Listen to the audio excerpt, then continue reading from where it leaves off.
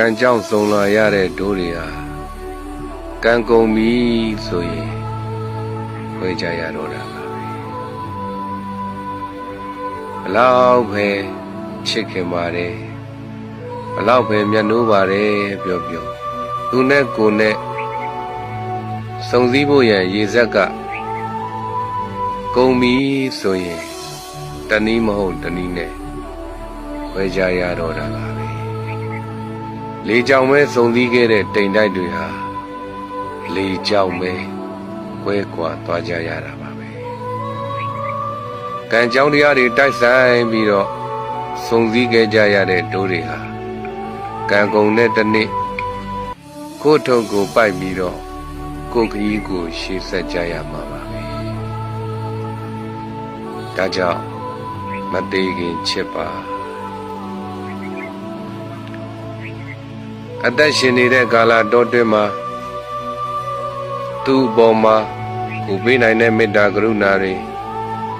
ပေးပါစကားတွေကိုချိုချိုတတ်တတ်ပြောပါ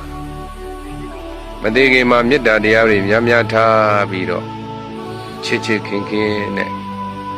မနာလိုဝန်တို့မှုတွေလျှော့ပြီးတော့တဦးရဲ့ဒုက္ခကိုတဦးကဖေးမှကူညီပြီးတော့လူသားဆန်ဆန်နေထိုင်ကြရမယ်ဒါဆိုရင်တော့နောင်တလည်းကင်းတာပေါ့ဘဝဆိုတာတူလေးရဲ့ပါအလုံးဟာလူပြည်လူလောကကိုအလဲလာကြတဲ့ဧည့်သည်တွေကြီးပါပဲချိန်တန်တော့လဲကိုထုတ်ကိုပိုက်ပြီးကိုလန်းကိုရှောက်ချရတာပါပဲ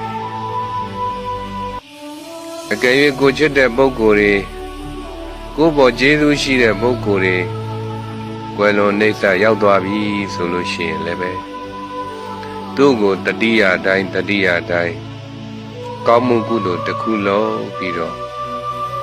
ကုသိုလ်ကိုအမျှဝေပေးပါဒါဆိုလို့ရှိရင်ကောင်းမွန်တဲ့ဘဝတွေကိုရောက်ရှိသွားနိုင်ပါတယ်